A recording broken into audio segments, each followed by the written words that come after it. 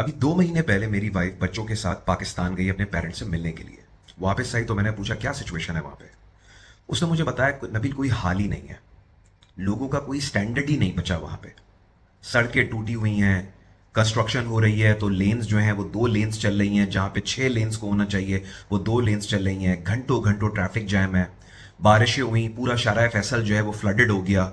और मैं कोई 25 साल से मैं ये देख रहा हूँ कि बारिशें होती हैं, शारा फैसल जो पाकिस्तान कराची की जो मेन रोड है, सारे ऑफिसेज हैं वहाँ पे, वो पूरी जो है वो फ्लडेड हो जाती है।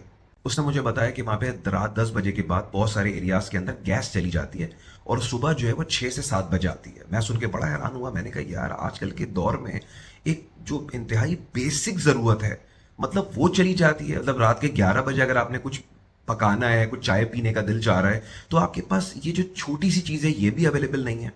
अमन अमान की सिचुएशन हम सबको पता है, इकोनॉमी की सिचुएशन हम सबको पता है। ये बातें मैं कोई बड़ी खुशी से नहीं बता रहा हूँ। मैं खुद पाकिस्तानी हूँ, कराची से हूँ, तो जाहिर सी बात है मुझे फील होता है कि मेरी कंट्री है यार, मेरी सिटी है, क्यों हो रहा है वहाँ पे ये सब चीज़ें। लेकिन जब ये सारी चीज़ें उसने मुझे बताई तो मैंने उसको ये बोला, मैंने कहा यार मुझे एक बात बताओ, क्या अल्लाह ताला ने हम लोगों को बाउंड किया है कि आप जिस कंट्री में पैदा हो उसी कंट्री में रहना है? क्या 1 करोड़ पाकिस्तानी मुल्क से बाहर नहीं रहते? क्या वो highest standard of living enjoy नहीं करते? मैं अगर अपनी लाइफ को दुबई में देखूं तो बिलीव मी, मैं अगर लोगों को रियलिटी बताना शुरू कर दूं यहाँ की कि मैं लाइफ कैसे गुजारता हूँ यहाँ पे, या हम किस तरीके से रहते हैं, या कितनी बार हम बाहर खाना खाते हैं, यहाँ पे लॉ एंड ऑर्डर की क्या सिचुएशन है, मुझे लगता है कि लोग इनसिक्योरिटी से मर जाएंगे।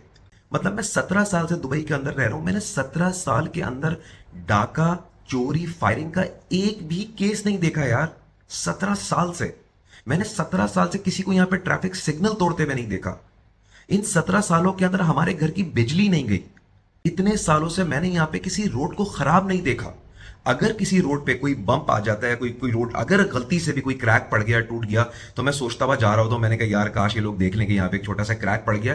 3 दिन के बाद मैं वहां से गुजरता हूँ, उन्होंने उस चीज को ब्लॉक किया हुआ होता है कि भाई हम इसको रेनोवेट करेंगे, हम इसको कंस्ट्रक्ट करेंगे, और 3-4 दिन के बाद जो है वो सही हुई भी होती है। सिस्टम्स बने हुए हैं, रूल्स एंड रेगुलेशंस हैं। बारिश हो, आंधी आए, तूफान आए, ना कोई वाईफाई सिग्नल में प्रॉब्लम आता है, ना कोई टीवी सिग्नल में प्रॉब्लम आता है। मेरा कोई वाईफाई में कोई प्रॉब्लम आ जाता है, उनकी मुझे कॉल आती है, उनका मुझे मैसेज आता है कि हमने डिटेक्ट किया है कि आपके वाईफाई में कोई प्रॉब्लम आ रही है, तो ये शेड्यूल है, आप बताएं हमारा टेक्नीशियन कब विजिट करे आपके पास। मैं कहता हूं लो भाई, ये तो अलग ही हो गया सीन। मेरा इस चीज पे बड़ा स्ट्रांग बिलीव है कि इंसान जिस हाल में होता है ना, वो अपनी वजह से होता है। आजकल दुनिया के अंदर लिबर्टी है, फ्रीडम है। आपको किसी ने कोई कंपल्जन नहीं है कि आप यहीं पे रहते रहें। बाहर निकलने का एक प्रॉपर प्रोसेस है। ये कोई तकदीर का गेम नहीं है, ये कोई किस्मत का गेम नहीं है कि यार अगर तकदीर में हुआ तो हम चले जाएंगे। आपका बच्चा जब आपको बताता है अब्बा मुझे बड़ा होके जो है मुझे डॉक्टर बनना है, आप ये कहते हैं कि यार तकदीर में होगा तो बन जाओगे। वो कहता है मुझे इंजीनियर बनना है, आप ये नहीं कहते ना तकदीर में होगा तो, किस्मत में होगा तो बन जाओगे। आप उसको ये बोलेंगे कि बेटा मेहनत करो। और आपका और मेरा बिलीव है कि अगर एक कॉलेज के अंदर 200 सीट्स हैं और 5000 बच्चे एडमिशन में बैठते हैं, तो जो टॉप के 200 है ना, वो आगे चले जाएंगे। इसमें कोई तकदीर या किस्मत या इन चीजों का गेम नहीं है। सिंपल सी बात है भाई कि जो बंदा मेहनत करेगा, अगर उसने 1 महीना टेस्ट की तैयारी में लगाया है और दूसरे बंदे ने नहीं लगाया, तो जिसने टेस्ट की तैयारी की है उसकी प्रोबेबिलिटी बढ़ जाएगी, उसके चांसेस बढ़ जाएंगे। इसी तरह दुबई जो है वो कोई किस्मत का गेम नहीं है।